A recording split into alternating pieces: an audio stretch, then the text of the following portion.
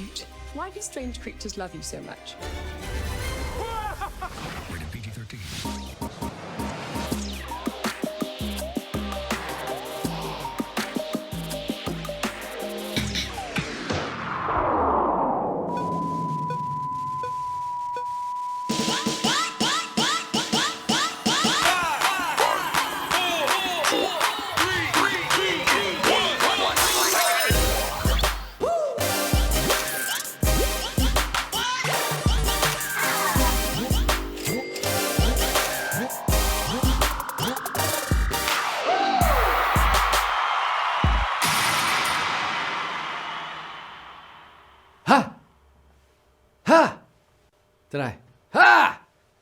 Did I scare you? Ha! Hi. Shabbat shalom. Good evening, ladies and gentle turds. Speaking of, how those stomachs holding up? Wasn't enough to stuff our guts last night.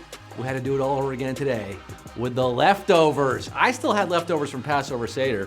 Fixed myself a turkey sandwich on matzah, a little gefilte with a schmear of cranberry sauce. Delicious! Besides the sweet potatoes in the microwave, what's cooking with you on this Black Friday night?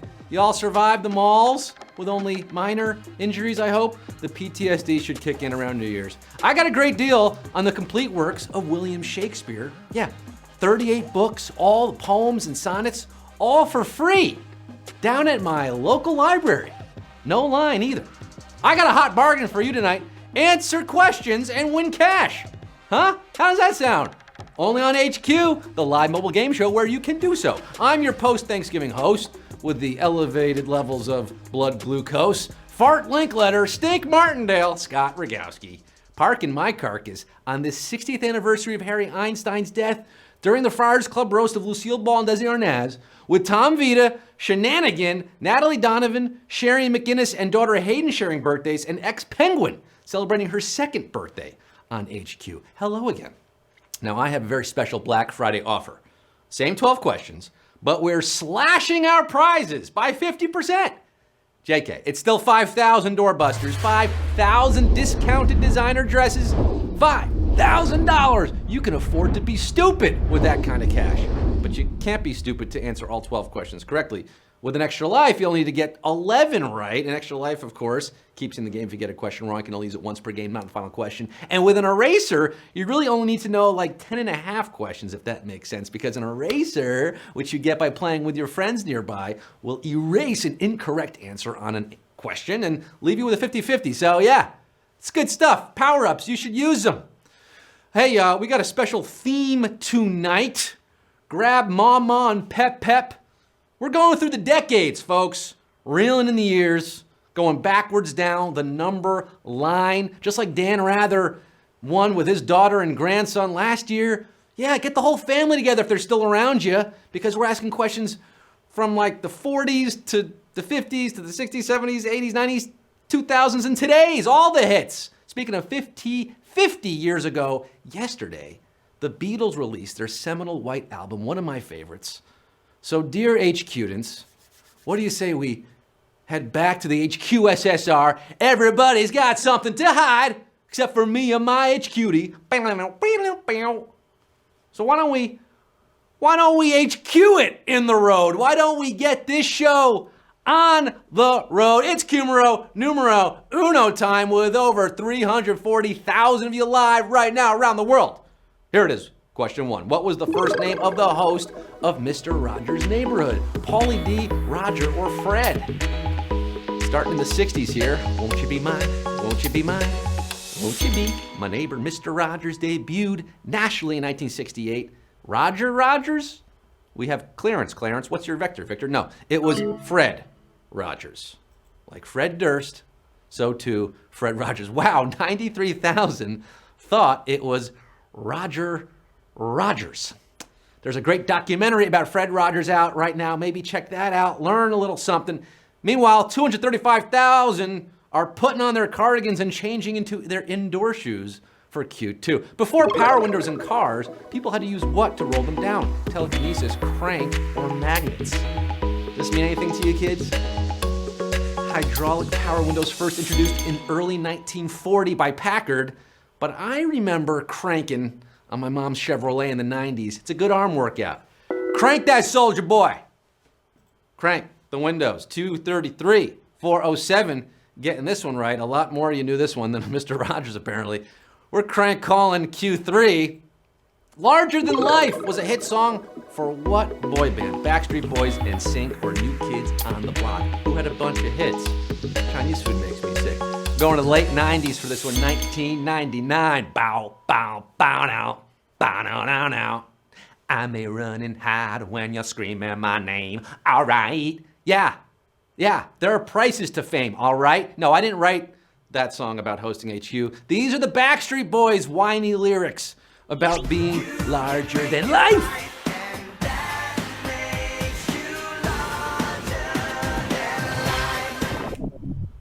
Oh, you people, can't you see, can't you see? 147,160 are seeing Q4 with me.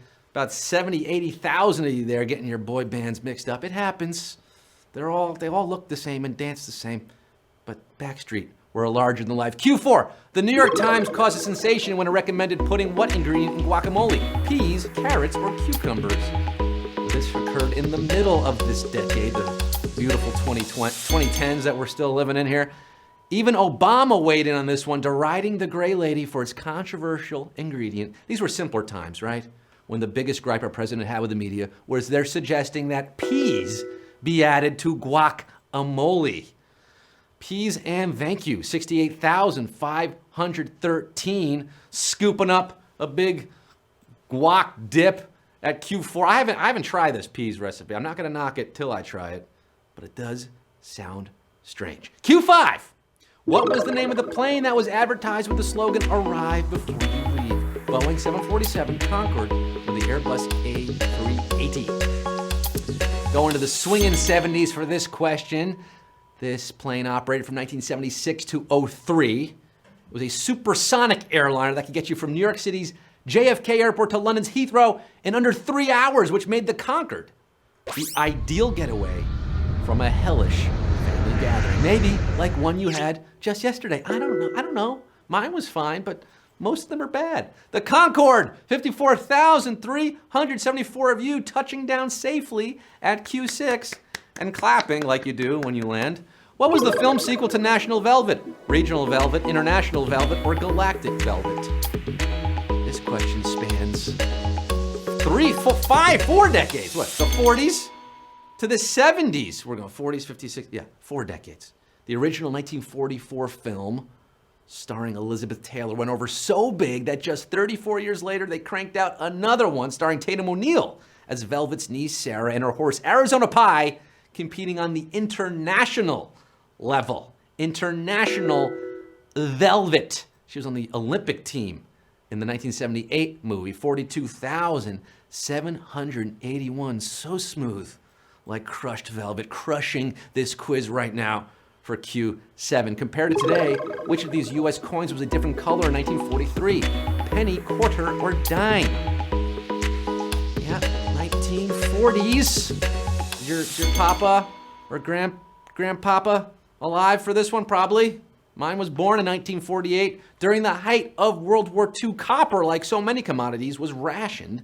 So this coin was minted with zinc-coated steel, making the penny a silvery color. Yeah, look at that. If you find one in your pocket change, well, save it. It's worth about 13 cents. But if you find a copper 1943 penny, well, that's worth millions. About 40 are still in existence, apparently. A few got made before they realized the error. 30,369, like a bad penny. You're turning up for Q8. The actors behind the on-screen king and queen of which movie are not the same as the other two? Coming to America, Black Panther, or The Lion King? You get this one? There's a king and queen pair. They're in two of these movies, but not the other.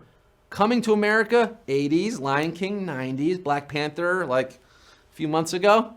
James Earl Jones and Madge Sinclair played the king and queen in Coming to America and voiced Mufasa and the Queen Lion Sarabi in The Lion King.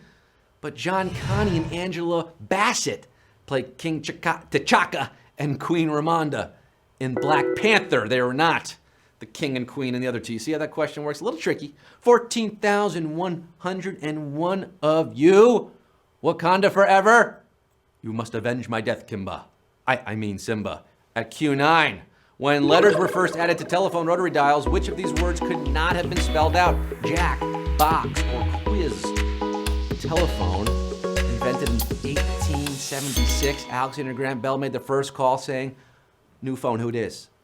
Started with numerical digits only, but as phone use expanded, they incorporated letters. You can only fit 24 of the 26 letters in the alphabet on the phone with 3 letters per 8 numbers. They strategically left 1 blank and 0 was for dialing the operator. Ma Bell dropped the Z and kicked out Q, meaning you couldn't spell quiz.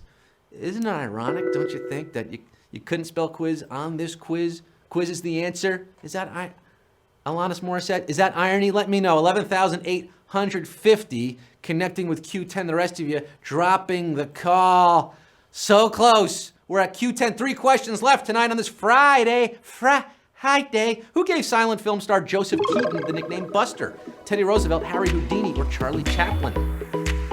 Ooh, going back to the turn of the century, the last century for this one. Buster Keaton came from a family of seemingly abusive performers who sewed a suitcase handle to the boy's jacket and flung him around the stage. Yeah, it's true. They palled around vaudeville with Harry Houdini, who saw 18-month-old Joe fall down the stairs, pop right back up, and said, well, there's a real Buster.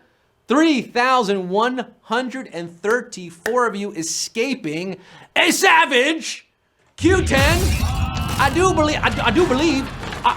believe we have a savage question here at Q10, losing nearly 10,000 of you down to 31,34, like the great Houdini, extricating themselves to Q11. What was the name of one of Ronald Reagan's chiefs of staff?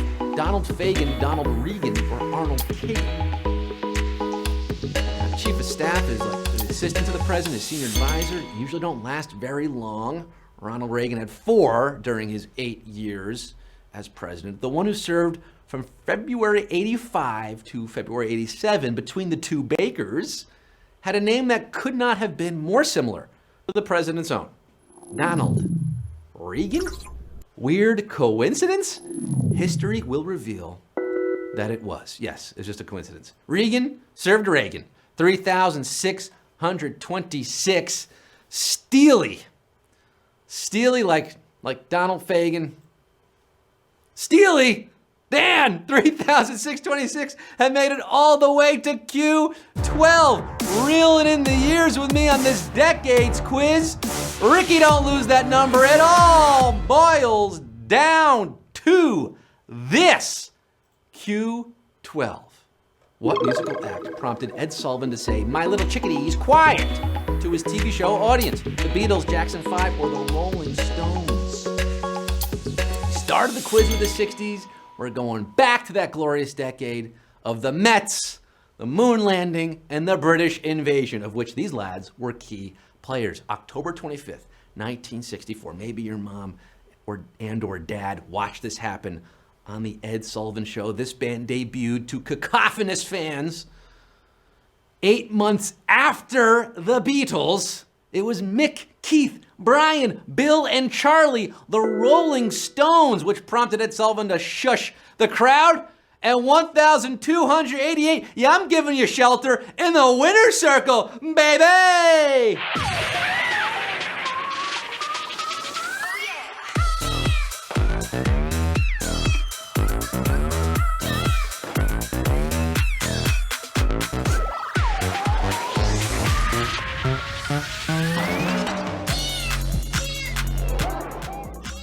Oh, you can't get no satisfaction? How about winning HQ? How's that for satisfaction? Coming to your emotional rescue on this Friday night. 1,288 of you split in $5,000. Yeah, I'm shining a light on all y'all. $3.88 going into your virtual bank accounts. Congratulations, man. 726 with a little Quiz Daddy avatar there. Respect. Spotty Kona Q, is that Citi Field? And your avatar, that looks cool. Hey, congrats to all of you. You want to come back and play again? You can, of course, every night at 9 p.m. That means tomorrow at 9 p.m. That means Sunday night at 9 p.m. Eastern Time when we're giving out not 5,000, no, we are quintupling our daily prize to $25,000. Never miss a Sunday show. Until I see you again, I shall remain Scott Rogowski, signing off for tonight, leaving you with the wit of Harry Einstein. Park your carcass. He dropped dead on the dais, the Friars Club roast, 60 years ago today. Father to Albert Brooks and Super Dave Osborne. So probably the funniest comedy family in history. Signing off saying, boy, am I tired. No wonder. I've been breathing all day. It's funny. Good night.